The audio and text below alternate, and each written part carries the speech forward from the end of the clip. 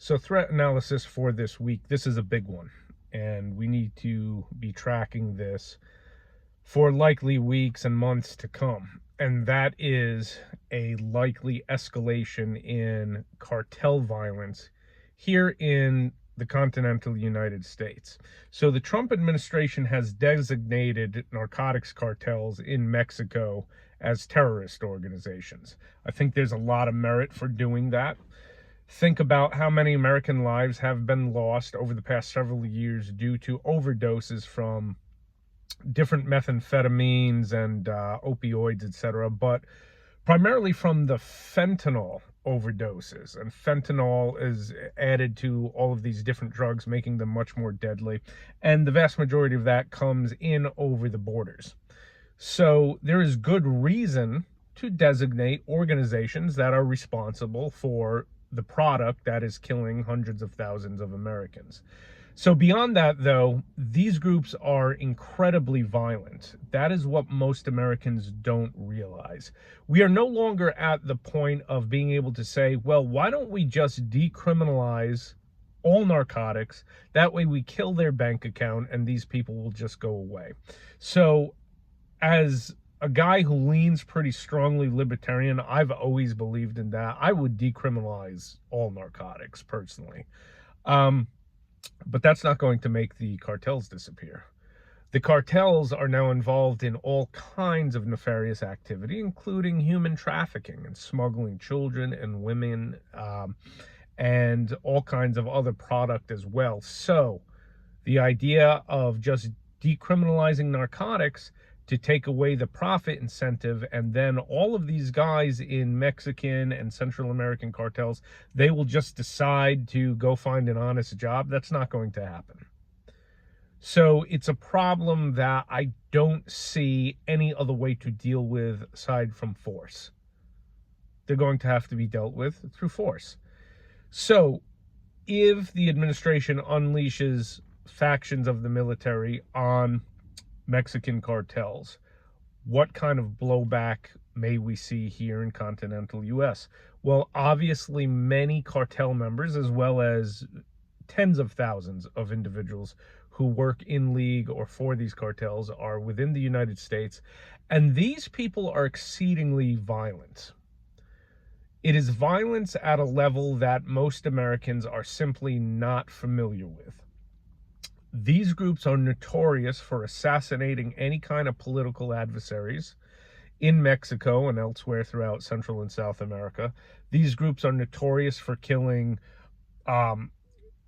media people, journalists who try to shed light on their activity. And they ruthlessly kill any adversaries that they have in the game. Mass killings, houses found filled with dozens of bodies.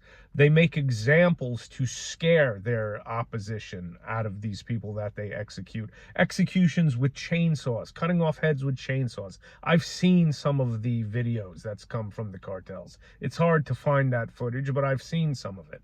So this is what we're dealing with. These are people at a whole different level that is beyond the pale.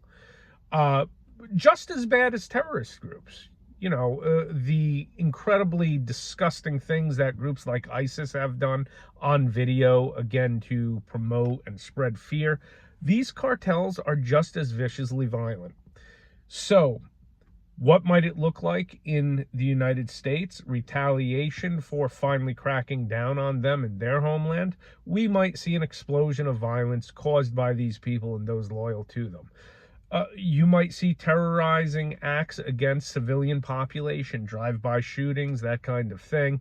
That's what they do in their own countries to quell any kind of opposition. We may see that here. Targeted assassination of law enforcement officials, of politicians, that might be coming. So these people come from third world banana republics, and they will bring their third world banana republic to our own homeland. So how does this apply to you as the prepared citizen, as the armed citizen? We come back to discussing the same kind of preparations that apply to the heightened threat of terrorism. Now is the time to be carrying a fighting gun. Be carrying a handgun you can fight with. Be carrying, a mid-size or full-size autoloader and at least a spare magazine on you for it. If you love the small guns, those should be backup guns right now. Again, 5-shot J-frame. I absolutely love that kind of gun. It's great for walking the dog, but put it in your pocket or on your ankle as a backup when you are in public around crowds, especially if you are with your family. Now is the time to be carrying a serious fighting pistol on you, and adding a backup pistol, I think, is a great time at this point. Because if you find yourself caught in between the mayhem that these kind of people can cause, you need the ability to fight. The only way to deal with them is through the use of force. Okay, they do not talk it out. You will not talk them down. Hey, don't do this here. I have my family here. That doesn't work with this kind of people. Okay, that doesn't work. So you need to be armed and prepared. Unless you are a drug dealer yourself, you probably are not going to be targeted by the cartels for any given reason. But you may find yourself caught within the crossfire of activity that they do. So my advice remains: avoid avoid crowded locations with big crowds.